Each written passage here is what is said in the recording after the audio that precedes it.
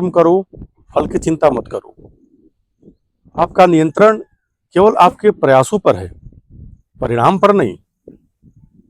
परिणाम की चिंता छोड़कर काम में अपना 100% अगर हम देते हैं, बहुत जल्दी सफल होंगे।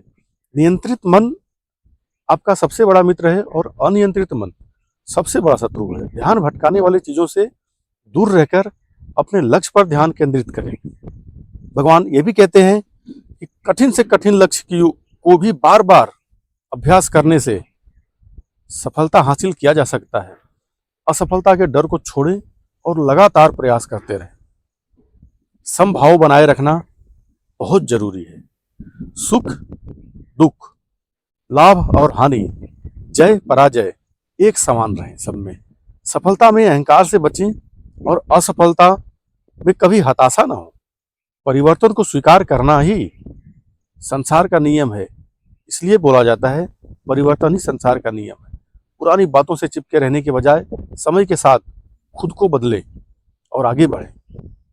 स्वधर्म अपनी क्षमता को पहचानना, दूसरों से अपनी तुलना बंद करें, अपनी ताकत को पहचानें और रास्ते पर पूरी निष्ठा की।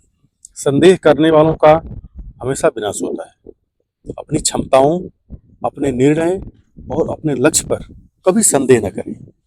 पूर्ण विश्वास के साथ कदम से कदम बढ़ाते जाएं। क्रोध पर नियंत्रण रखें।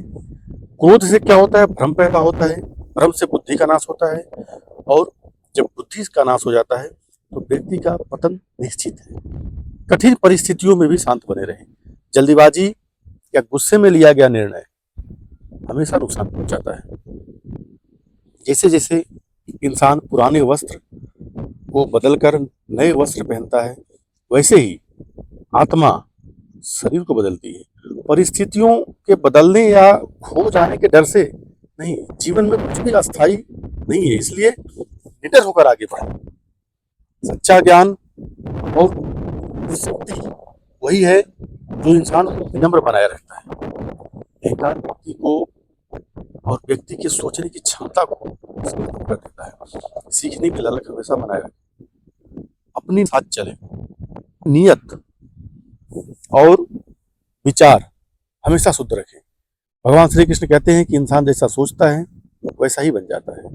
कहते हैं अर्जुन अपने ही स्वजनों को सामने देखकर भयभीत थे कि उनके बाणों से अपनों का वध हो जाएगा। तब भगवान श्री कृष्ण ने अर्जुन को जीवन और मृत्यु का सर्वोच्च आध्यात्मिक सत्य समझाया था। इस आत्मा को न तो कोई शस्त्र काट सकते हैं और न ही अग्नि जला सकती है, न जल इसे भिगो सकता है और न वायु इसे कभी सुखा सकती है। भगवान श्री कृष्ण अर्जुन को आगे बढ़ने का संदेश देते हुए कहते हैं कि हे अर्जुन, तुम केवल इस भौतिक शरीर को देख रहे हो, जबकि वास्तविक सत्य इसके भीतर बैठी अजर अमर आत्मा है। जैसे कोई मनुष्य पुराने कपड़ों को बदलकर नए वस्त्र धारण कर लेता है, वैसे ही यह जीवात्मा भी पुराने शरीर को छोड़कर नया शरीर धारण करती है।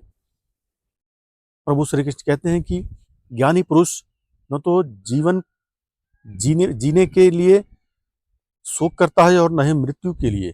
जब आत्मा कभी नाश हो ही नहीं सकता, जब कभी, तो फिर कर्तव्य निभाने में कैसा भय और कैसा शोक। भगवान श्री कृष्ण समझाते हैं कि जीवन में आगे बढ़ने के लिए शरीर और संसार के मोह से ऊपर उठना आवश्यक है। और आप ये समझ जाते हैं कि आप एक शुद्ध आत्मा है और आपको आपकी डोर केवल परमेश्वर के हाथ में है, तो दुनिया का कोई भी डर आपको आगे बढ़ने से रोक नहीं सकता। जय श्री कृष्णा।